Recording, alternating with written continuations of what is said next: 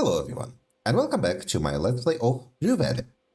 Last time, we snooped about Dr. Finks and Anitta's lives, culminating in finding the location where Anitta stored all of her old stuff, and now we are going through her old video records.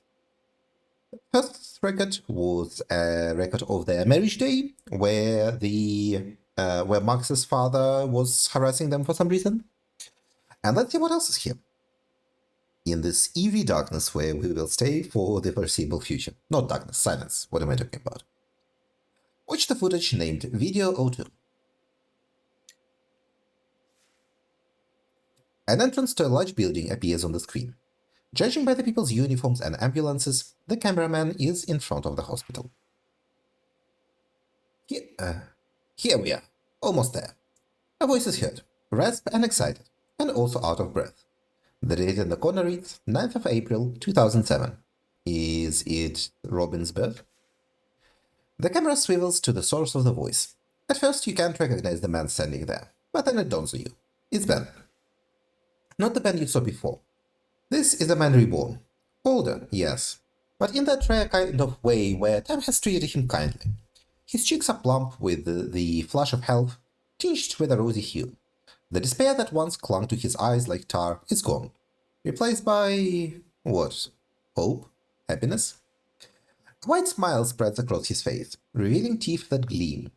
A man with something to smile about, as if he has just won the lottery, or been given a second chance at life. What do you mean, so he survived? Of course he survived. He's still alive today. We asked him about where this is. Is he going for a stomach cleanse? And then you see it. Something that wasn't there before. The crutches. He is holding one in each hand, and the camera zooms out. It becomes clear. Ben's missing a leg. Oh. His trousers are pinned up where flesh and bone once were. Maybe it was an accident. You think of how this hollow, sickly face in the earlier footage. A man who would dance too close to the edge, risk it all. Junkie for chaos, and this was the price. The cameraman follows Ben to the reception area, where the nurse with a stern look greets him. I'm sorry. In which room is Anitta Fleming? I'm Ben. Husband. His voice is shaky and happy. The nurse's face brightens with a warm smile as she shares the room number and directions to get there. As he strolls down the dim hallway, a hauntingly familiar melody hums from his lips, something you haven't heard in ages. Is that Here Comes the Joy Bundle? Either way, it's unmistakably a children's tune. They arrive in front of the room. Ben opens the door, and there she is, Anitta, cradling a newborn in her arms. Robin, here's Daddy. Can't meet your daughter properly. Dad. This must be Robin. Up close, her tiny face resembles a wrinkled mask, puffed up like a little balloon. She's crying with all the might her new lungs can muster. She's adorable. They both are. Joy radiates from Anitta's tired eyes, a weariness that has nothing to do with the burdens of before. Open Video 04. The recording is grainy, and the picture jumps up and down, as if the same fragment of tape has been overwritten countless times. Anitta and Ben are somewhere on vacation. Towering pine trees and blankets of snow abruptly give way to sun-soaked beaches and the murmur of the sea. The dates blur and shift rapidly. The only certainty is that it spans the years between 2002 and 2006. They really did see the world, didn't they? The motel must have been thriving to have afforded them such experiences, especially before Robin was born. View the clip called Video 7. The recording flickers to life, showing a parking lot in front of the motel. Anitta and Ben stand among a number of people. The date reads October 17th, 2000. Just 2000 or 2020, I missed. Just 2000. To the right of the couple is a woman in her 30s, with a teenage boy and a small girl beside her. She's smiling, holding the girl's hand. That's the Anderson boy from the wedding. The crowd chants, "Speech! Speech! Speech!" The camera focuses on Ben, waving at everyone. "Thank you all for cheering us in this greatest of moments. Your support has been truly important to us all. Special thanks to you, Barb. I owe you much more than support. You, along with Frank and Riley, will always be like family to me." The cameraman zooms in on the woman with the teenager and the girl. She's smiling, but there is a hint of sadness in her eyes. The boy looks obviously embarrassed, while the girl hugs her mom closely. So that's Frank and his mom and Riley. Wow. Frank Anderson. This tape seems full of surprises. You wonder what you'll see and hear by its end. Keep watching. Ben turns to Anitta. She holds him under his arm, and they walk to the entrance of the reception area draped in red tape. She pulls scissors from her handbag and cuts the ribbon, while holding it with her other hand. The cameraman yells, "Now!" The crowd protests, shouting, "The motel is now open!" Clapping fills the air. Some even clap their hands over their heads. Confetti flies around Anitta and Ben, the wind catching it and scattering it everywhere. It's like colorful snow made of pure happiness. Why is my life so empty of these moments? What real risks, have you taken so far? Here's your answer. Run video 8. Anitta stands surrounded by a group of people. Ben is nowhere in sight. No familiar faces here. The ambience also looks out of Rue Valley. The date in the corner reads 22nd of August 1998. Is this... looks like graduation. It looks like a graduation ceremony. This doesn't look like an ordinary school though. One of the people, you've never seen him before, clears his throat to get everyone's attention. As silence falls, he waves to the cameraman. The recording shakes as the cam guy adjusts something off screen. Suddenly, a song starts playing, muffled, like it's from a portable speaker. This song sounds familiar. It stirs something deep within. A distant echo of the bygone days. Familiar, yet foreign. He turns to Anitta. "This is a special moment for you, and for all of us as well. I'm proud to give you a reminder of how far you've come since you first came to us." He hands her a small box. Anitta gazes at it with a smile, humming along to the song's melody. I hope she opens it. Anitta opens and takes out a small plastic token. That's the same thing she's been holding in her hand tonight and fiddling with. As she smiles, the speaker says, "And don't forget, when the going gets tough..." The whole group shouts, "Turn right!" They start clapping and embracing Anitta. This feels like a cult. Anitta turns to the camera, waving the token while the song increases in volume and nothing can be heard over the melody. What's going on here? What kind of ceremony is this? What does the token mean? Why does she still have it so many years later? Turn right. I've heard that phrase before. You encountered it when you rummaged through her notes. Maybe you should look for more info about it. New idea gained. Play Anitta's song. Well, we have completed our intention for investigating Anitta. Yes, you are Riley Anderson. There we go. Find Anitta's old stuff. Congratulations, detective. You managed to dig up someone's past and obtain valuable information. Valuable? I'm not sure about valuable, but alright. Anitta has a special song.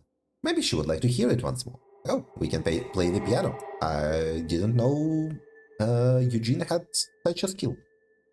Isn't there a piano at the Kuiper Belt? You could test your musical abilities. Okay. Okay.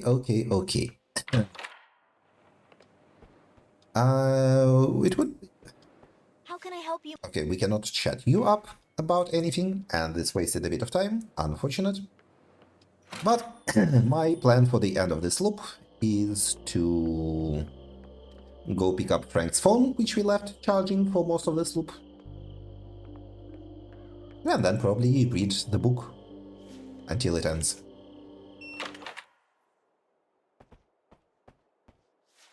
Let's see.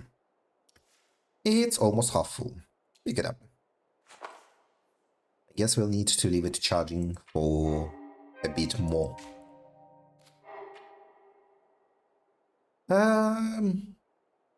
Oh, right, we don't have the book in this sloop because I foolishly forgot it. Okay, we're not doing anything with the leaflets. I guess we don't really have anything to do here then. Put the suitcase away. Yeah, we don't have pin ideas. We can get in our bed.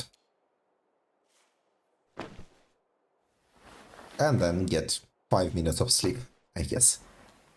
Or 5 minutes of hyper-casual protagonists. Okay, let's squish all their antagonists.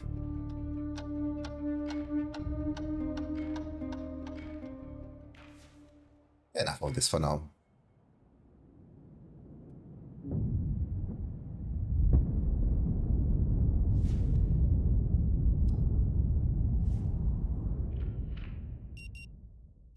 Beep beep, beep beep, beep beep. We are back at the start. With me, Mr. Harrow? Sure. Some questions. Actually, no. No questions. Goodbye, I think. Spit it Ah, for out. fuck's sake. No, not that. Shit. I wanted the book. Fucking hell. Come on, you thief. Shit. Okay, well, I don't want to redo everything from that episode because it was a ton of clicking through dialogue. Break you open if I have to. Fine. I guess we'll find something else to do. Sure. Here is your coffee. Okay, no further conversation with us. I guess we could pick up some water. Not that we ever need water. Well, we have... I guess we can talk to Robin just in case. I don't want a customer satisfaction survey.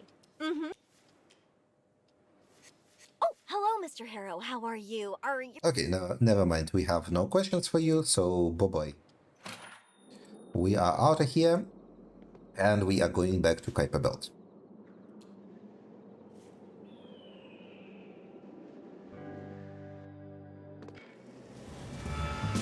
I wonder if I should maybe explore the right side from the Kuiper Belt. I never did. But it also feels like a place where there would be nothing but the road.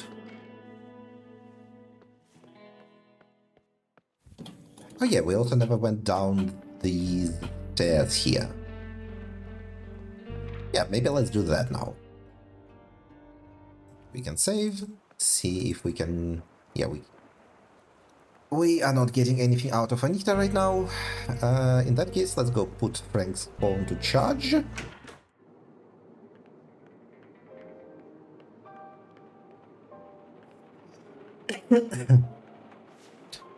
Put Frank's phone in here. Yep. We don't have anything to research at the moment. There is Anitta. We will start by going down that ladder. Not ladder, set of stairs. See where this goes. Walk down the road.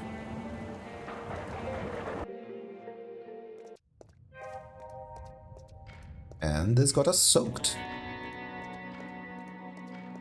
But where does it actually lead?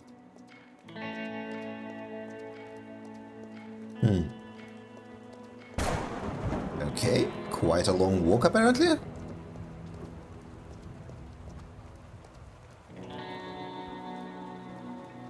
And we end up... Oh. Hey, Family Ranch. Well, now that's a location.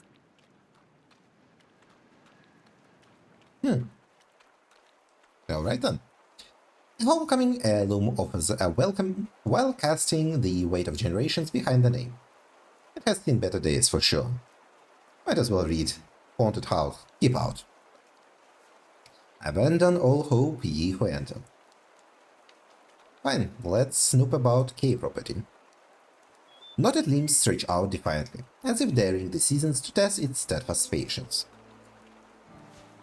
An old swing hangs motionless, suspended in time. The chains creak ever so faintly in the breeze, but the seat, having been torn from one of the chains, refuses to sway. It reminds you of many different things. A childhood filled with innocence and joy. Because everything used to be simpler, right? A simpler, brighter time, when all you had to decide was how to have fun and how best to waste the endless hours.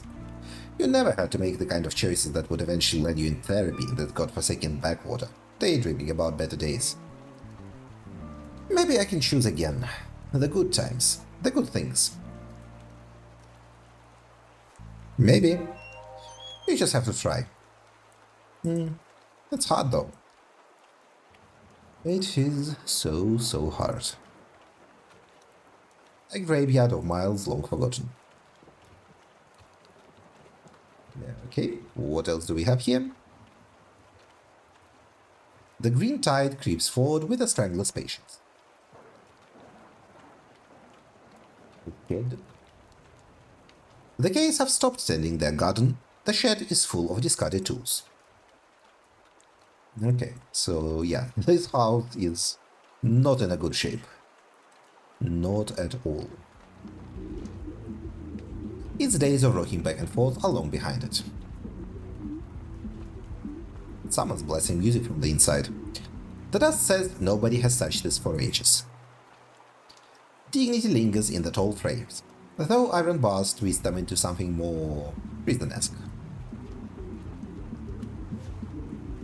Even here, on the front porch, you can hear music blasting from somewhere inside the house. Someone's having the time of their lives. The door looks brand new, unlike the rest of the accumulation of crumbling stone and rotting wood that could have been called a house. Once. Still, there is no door. Next to the door, you notice an ancient bell button, held together by layers and layers of yellow duct tape. Ring the bell. Surprisingly, it works. The large cowbell hanging above the door rings in unison with the electric one deep inside the house. But nothing happens. Surely no one inside could have heard you, not with a party raging somewhere in the house. Try knocking. If they haven't heard the doorbell, what makes you think a knock will reach them? It starts to look like no one will open this door, except for you. Try to open the door. Perhaps it's unlocked. Wouldn't that be lucky? However, the wooden frame squeaks in protest, and the door remains firmly shut. Ring the bell again. Again, nothing. Walk away. Alright, let's keep working on randomly burgling this house. House is old but secure. Why don't you test your luck with the most obvious entrance point first? The door. Okay.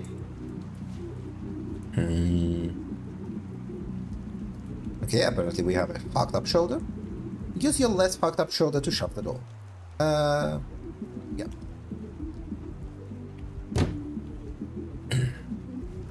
Congratulations. It has now become your more fucked up shoulder. Luckily, the loop reset should fix that. Perhaps it's time to stop being diplomatic and use more forceful tactic. Push the door with your back. Well, it was worth a try.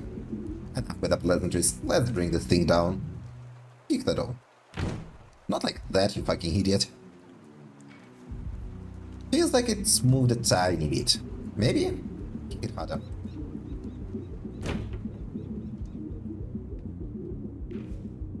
The door definitely budges this time, accompanied by a faint splintering noise akin to kindling breaking. But a wave of pain shooting through your leg suggests an alternative source of the sound. Hard to walk, impossible to run. Okay, this is what happens when you brute force your way around. Your foot hurts like you've broken every bone in it, like you've torn apart every muscle. Eugene, how are you in this bad of a shape? You're all skinny and shit. You should be fine. Who needs a functioning foot anyhow? Exactly. continue to kick the door hard.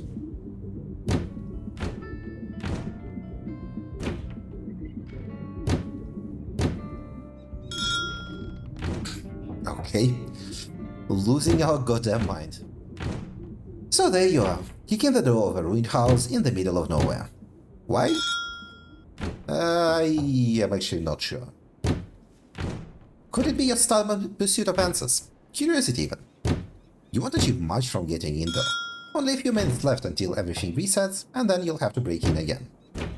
I may learn something. The loop won't change that. And then? What good is knowledge if you can't use it to change anything? Not about that. It's just kick, feel the pain, repeat. And believe the next kick will somehow break the door. Hope that the next loop will somehow be the last. That's all you can do. Perhaps you are afraid to admit it's all hopeless, because it would rid you of your only purpose, to break free from the loop. Shut up, it's not debatable. I am going to escape. Alright, no need to get angry. You'll kick the door down and you'll get out of the loop. I get it. And you'll be back to your life. The one that brought you here in the first place. It will be different. The loop has changed me. Yeah, the loop has given you a clear purpose for the first time in years. Once it's over though, once again, there will be nothing to fill the infinite void. Nevertheless, perhaps you hope the feeling of being given another chance will make things better. Yeah, all I need is a fresh start. Indeed it is. That honeymoon period with a new you is always a delight. But eventually, you'll start feeling the void again. And then, sooner or later, a moment of weakness will come, and you'll trip down into it once. You might crawl out again, even more than once. But each time you'll return to the starting point, with a little less optimism and energy. Face it, even if you leave the loop will never leave you. It will be different this time.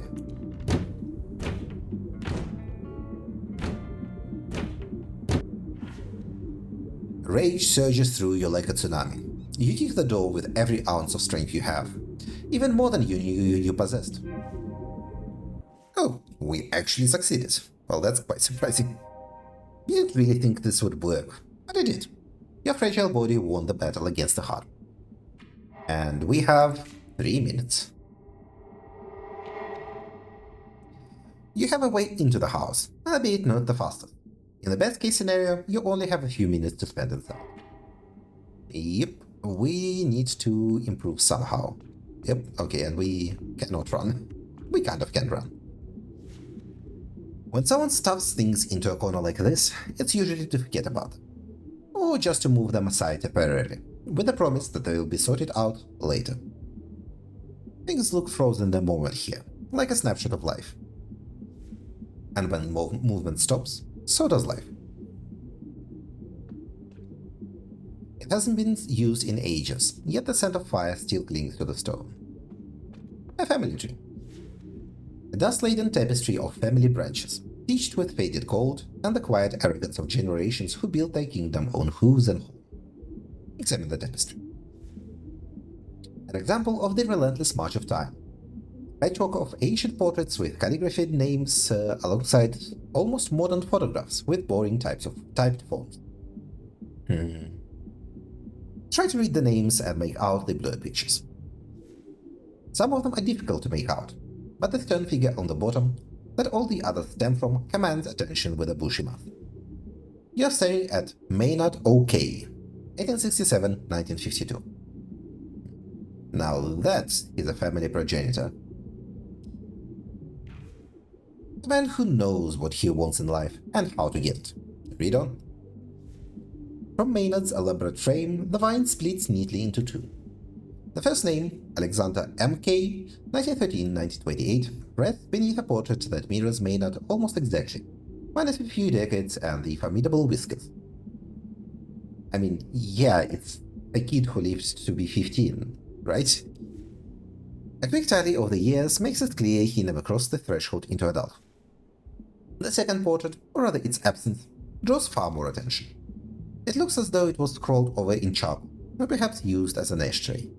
The name is just as hard to make out, but with some effort you manage to read it. Philip M.K., 1913-1967. Seems someone took the black sheep of the family literally. Sound familiar? Go on. From this point on, the portraits appear more youthful. Not the people themselves, but the ceramics they are in. The next one is... Wait, is this the Walter?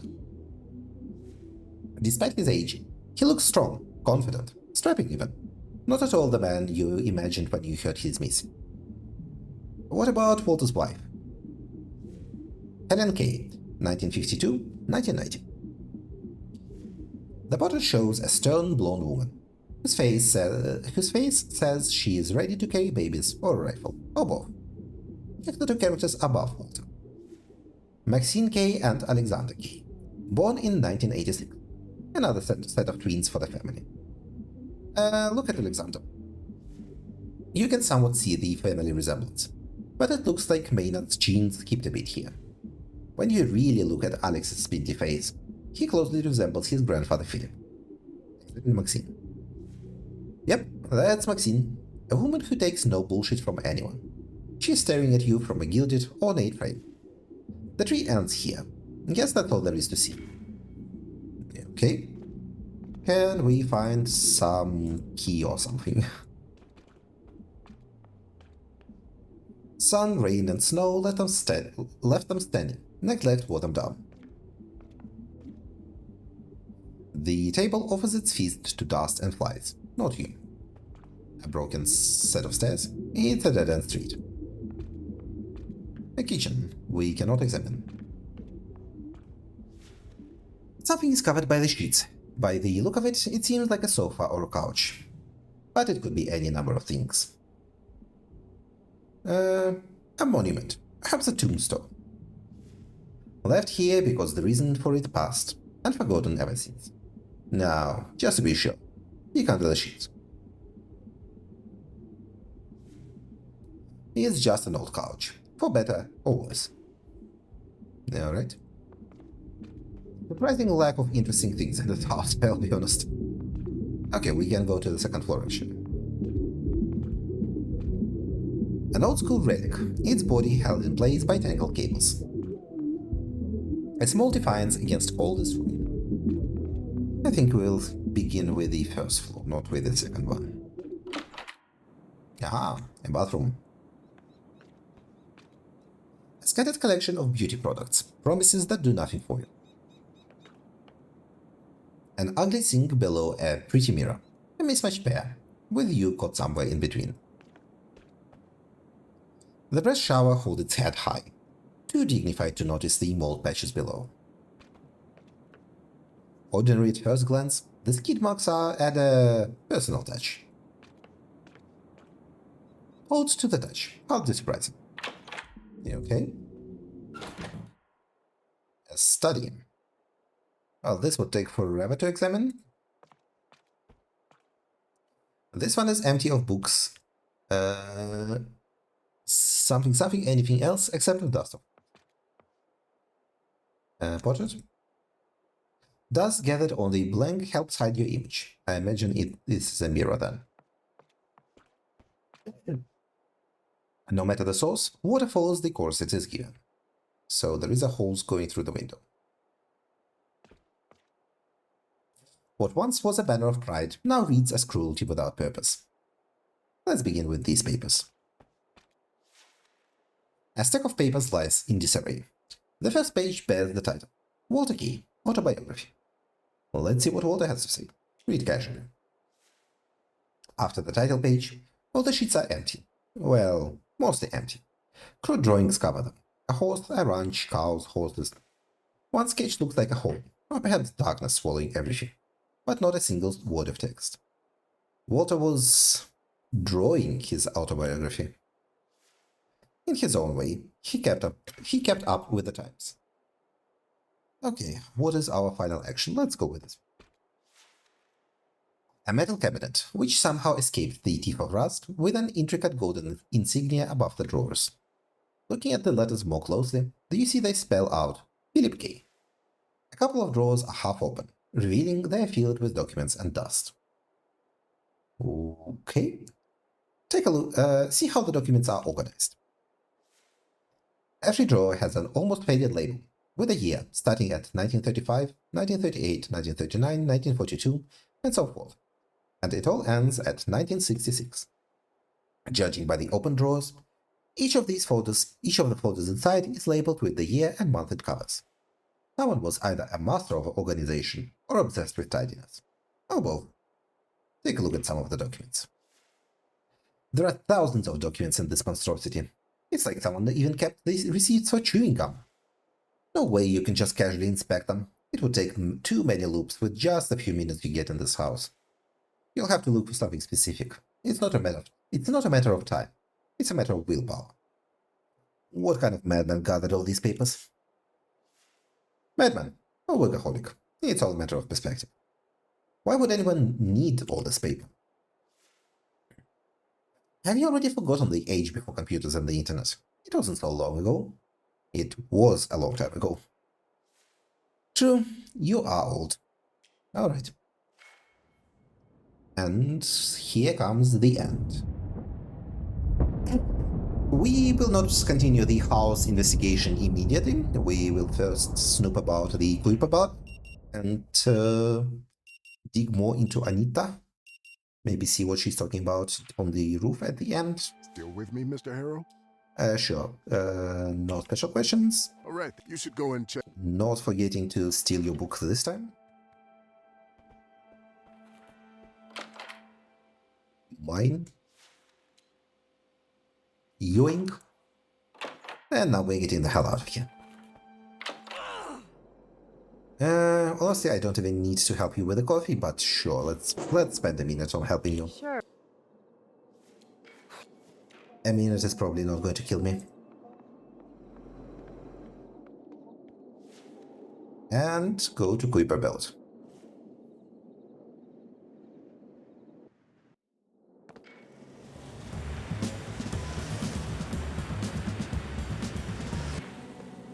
It is nice that we can apparently fast travel straight to the ranch in the future. And that'll save us some time. And there we are, back at 8:24. So, here's my phone. Well, Frank's phone. It's full. No point keeping it on the charger any longer. Pick it up. Okay. Let's save, just in case. Hey, welcome to Kuiper Belt. Oh, he's still annoyingly full of I'm life. Travis, and you look like you could really use a drink. What can you tell me about Dr. Fink? He gets a glance at you from the rim of the already spotless cup he's still cleaning. Not much. Anita was, probably still is, angry at Ben for giving him a better price for a long-term stay. That's the extent of it, really. Well, there's a bit more. Some of Fink's regulars come to the bar every now and again, after their sessions. They've got nothing but praise for the man and his methods. So I thought about starting counseling with him. Don't get me wrong, my current therapist is amazing, but I prefer to have sessions in person. Didn't work out, though. He doesn't take new clients, unless they're assigned through the Ministry of Public Happiness referral system. So I'm just stuck with my therapist. So you have a positive opinion on therapy? Of course, there's that old adage, healthy mind and a healthy body. You can't have one without the other. If his body is any indication, his mind is bursting with health. Don't want to sound arrogant or boast, just giving you an example from my personal life. Disclaimer done. I know it's hard to believe it when you see me today, but I was a slob, both in mind and in body. There were days when I couldn't get out of bed. Didn't see the point. There were days when I drowned myself with food just to feel that shred of the cheapest possible happiness from the dopamine kick. I'm here and not in a psych ward and or diabetes ward because of therapy. Only because of therapy. Well, when you put it that way. Hey, try it. And if you don't like it, it's not for you, don't do it. Easy as that. Just because therapy helped me doesn't mean it's the right jam for you. Alright, thanks. No prob. Care for a drink, perhaps? Sure, give me a drink. Sure thing. What do you want? Our bar is top-notch. Not even Bothwood has some of the stuff we have. A beer will do. I wonder if we can get really drunk by mixing a drink here with a drink from Gideon's stash. He cracks open a cold one right in front of you, then flips it in the air. The bottle spins and spins, but no liquid comes pouring down on you like sour rain. Then he catches it and pours it into the glass in one swift Here. motion. First one's on the house. Cheer him with your drink and down it. Okay, that just gets us tipsy, which unfortunately does make us a dickhead. He salutes you with a tap of a fingertip on his temple. Okay, and we can no longer talk to him because he is now talking to Anitta. So let's see if this made us better at piano. Play the song for Anitta. There she is, just about to argue with Travis. Don't let that happen. Play the song. Are we any good at it? Oh, 8:42 immediately. You place your fingers on the dusty keys. You feel silence enveloping the room. You got this. Take a deep breath. You breathe in the air and the song comes into focus.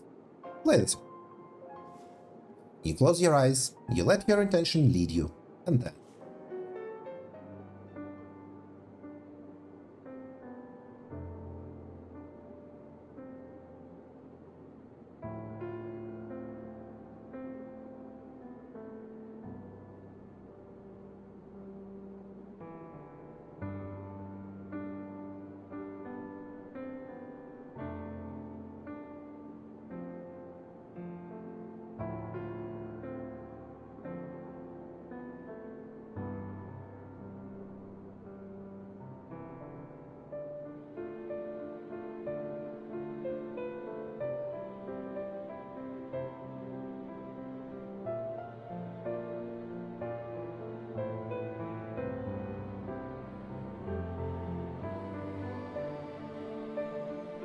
When they zoom in, I am admiring how simplistic all the art actually is. It works really well. Far better than it has any right to do. Lost in time, shadows stay. Heart and new fade away. Sadness break, I fall inside. Confusion pulls me where to tide. Time goes on, the pain will bend.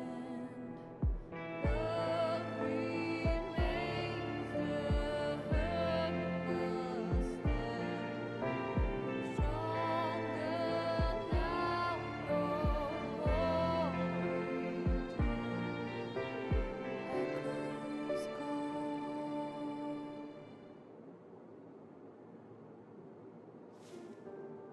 Wow, nice. I didn't know you could sing like that. In a female voice. There is still... Oh, he's telling this to Anitta. There is still a lot you don't know about me. I'm gonna head to the roof. That was interesting. Play it again, Eugene. Tickle the ivories to... 1 second, it disappeared. Tickle the ivories to Anita's bittersweet serenade. That was something. Do you think maybe now she will finally talk to you? Maybe she will? Okay, we are automatically progressing to the roof. The sharp edge of her usual anger is gone, replaced by trembling shoulders that shake without rhythm, like a clock wound too tight. Approach him. Your steps draw her attention, and she turns around slowly. Her face carries the tracks of tears, but her expression is something else, like someone pulled out of a deep, distant dream. That melody. Why did you play it? Here. Now. I just like the melody, that's all. I didn't know you'd enjoy it. I did. I loved that song. I'd forgotten how much it meant to me. Especially during one moment in my life, a long time ago. The support group made a thing out of it. They wanted me to feel like it was an achievement. To let me know how important a step it was. It was the day I'd been clean for a year. It's funny that this song popped up today, alongside another achievement. A half-sarcastic smile lingers on her lips. And what achievement is that? I decided to respect my daughter's and my ex-husband's decisions. Did she? Did she give up on the motel mortgage payment? That's what's bothering her. She finally took a huge step toward improving their relationship, but at a huge price.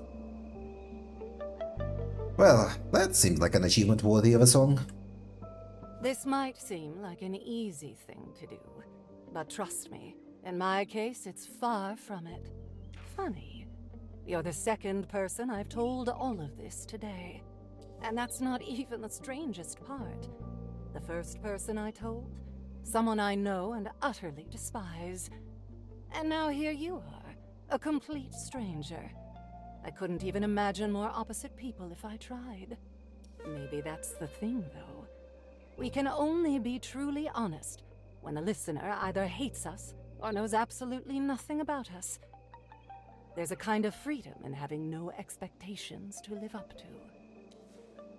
She glances to the side, her gaze distant for a moment, as if some thought finally clicked into place. Then, as quickly as it came, it's gone. She turns back to you, smiling. Thank you for the song and your ear. You're welcome, I suppose. I think I'll stay here for a while. A small token appears out of nowhere and starts flipping freely through her fingers.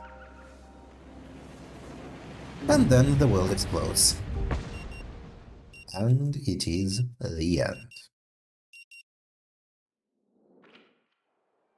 Still with me, Mr. Harrow? Yes, and I have a question. Actually, I do not. All right then. You should go and check. Okay, I think we will do a loop where we just read the Lilith Undercover book for a bit, and then wrap up this episode. That seems like a good place. Seems like the song did its thing, and you finally got a chance to talk to Anitta. I cannot say this was... This was essentially a side quest. We were just digging into her life for no real reason, but yeah, nice, I suppose. She claims to have already made some hard choices, so she could respect the decisions of her daughter and ex-husband. But is that really true?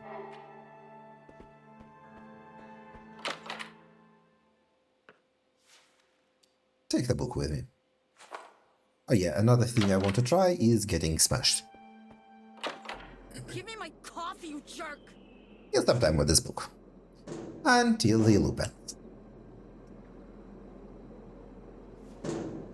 As the words grab your attention again, the world around you starts to fade.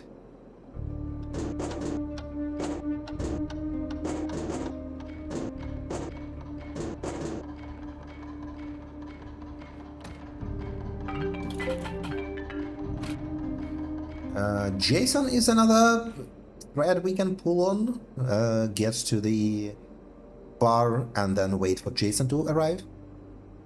Lillian sighed as she walked into the fumes of Dirtside in her tight black dress and high heel. Despite having done all possible research and preparation for her role, her stomach was still clenched like a fist. All of the Vice interview transcripts she read, all of the interrogations of working girls she observed, couldn't possibly prepare her for the real thing. They could only serve as a foundation to improve on.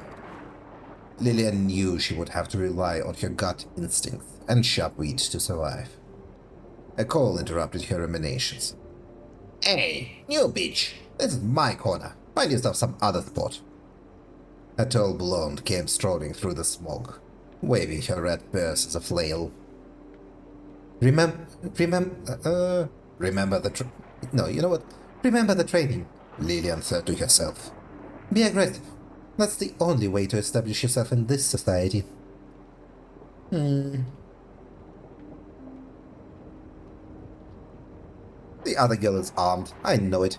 Knife, pepper spray at the very least. Without a second thought, Lillian charged the woman, grabbed her neck, and slammed her into the wall. It is my corner if I want it, bitch. Then, when you have asserted dominance, offer mercy. But I don't want it. It's a shit corner anyhow. I don't know how you make any money here. The woman gasped for air when Lillian released her. A quick flick of a hand, and she offered her a cigarette, along with, I am Lily. Never use your real name while undercover, is what the textbook said. Is this getting interesting or what? She is acting like a completely different character. The power of impersonation. Someone's hooked, right? Keep reading.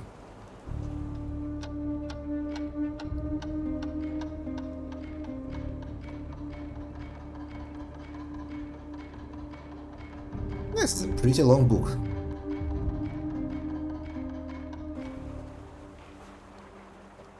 Your thoughts wander off, and you can't remember a word from the whole last page. Best to take some rest. Okay, before I forget, let's test the getting drunk theory and see if it leads anywhere.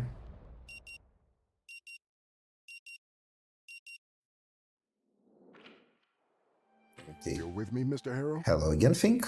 Yes, I am still with you. But for now, I just want you to acknowledge it. I'm fine. Ask. However, since... No questions. All right, you should go and... Okay, let's save. Just in case. Because if it doesn't lead anywhere, I don't want to... I want to just reload here. Take some sips of whiskey. And now back to Kuiper. I'll break you open if I have to. Go to Kuiper Belt.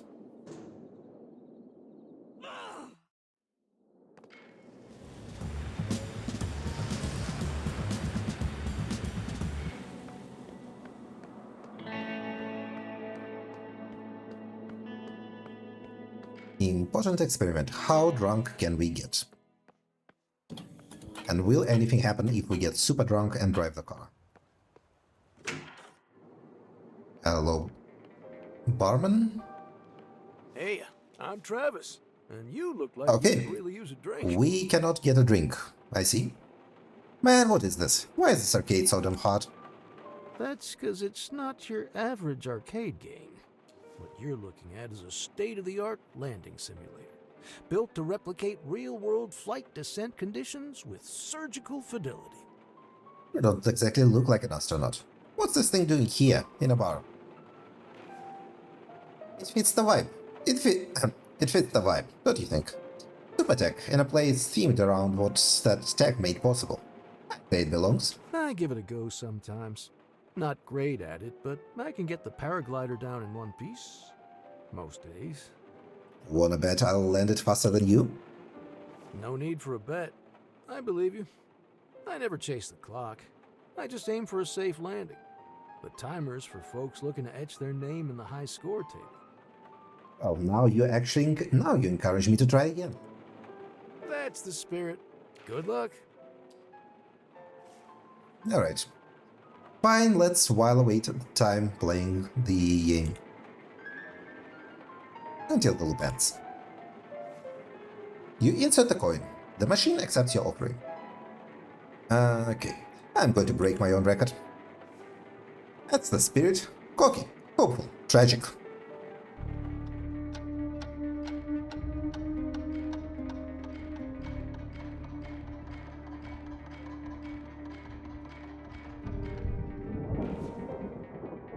After all that practice, after the tutorial you revisit it again and again, you start to feel it. Time to test yourself on the paraglider. Coin inserted, choice made. The machine coughs up a list of commands. Review the controls. Joystick controls direction. One switch adjusts the wind gauge. Another controls the rear fan. Several others are for specific moments. Feels like piloting a room service card that someone jammed a Starship interface onto.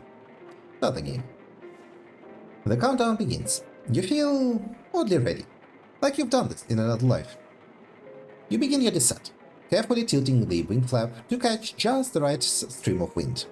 The perfect glide path. A violent gust slams in from the left. The screen distorts like a torn canvas. You're no longer flying, you're surviving. Ignore it, let the wind carry you. You'll fix this at the landing. It's sightseeing now. Too bad nothing is there to see. The gust subsides, slowly. You coax stability back into the glider. No, a missile made of feathers and spite. It collides with your paraglider and clings to it. You know what? Do nothing. You just let it sit there. It grows bored, disgusted. Eventually, it flies away, feathers molting in shame. The runway looms ahead, getting closer. Upward stall. You stop descending, floating like a balloon. Too high, too light. Stay the course. Now you're just floating, contemplating, waiting, like an unemployed cloud. Final descent. The runway spreads before you like an open invitation. Success! You land. Smooth, clean, no fanfare. Just the weight of breath returning to your lungs. Let's check the time. 46 plays. Progress. You've clawed your way up the ranks. Enter your name into the high score. What will it be? You get 3 letters. Choose wisely. Win. There it is, your legacy, reduced to 3 blinking glyphs. Examine the arcade in detail. It's a simulator, alright, but dressed up like an arcade machine, flashy and gaudy, clinging to the aesthetics of some older, allegedly better time. No wonder you mistook it for a regular cabinet. You spot more details, additional writing on the sides of the device. Check the left side. A large peeling sticker dominates the side of the machine. Property of Coral Destiny, it declares, in bold bureaucratic font. Below, a list of terms and conditions in microscopic text. Stamped over the whole thing with quiet finality, decommissioned, all caps. Explains a lot. It explains nothing, except that they drag work with them wherever they go, and treat it like gospel. Look at the right side. A small plug. Best-selling arcade simulator of 2021. Where? Space Centers? Makes sense. Where else would people willingly play something this brutal? The machine has given up all its secrets, or maybe it never had any. I guess I'll get back to killing time then. The arcade's a time loop in miniature. Try as many times as you want. The only cost is time and money. But here, in the real loop, even that is free. Continue playing the game. Again, oh, of course again, quitting is for people with closure. You've got a vendetta.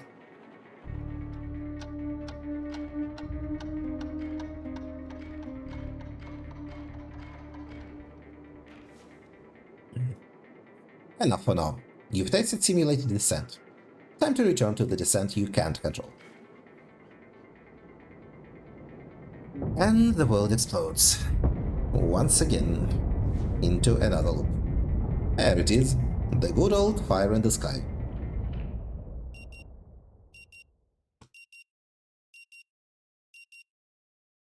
And this is also going to be where we end our episode.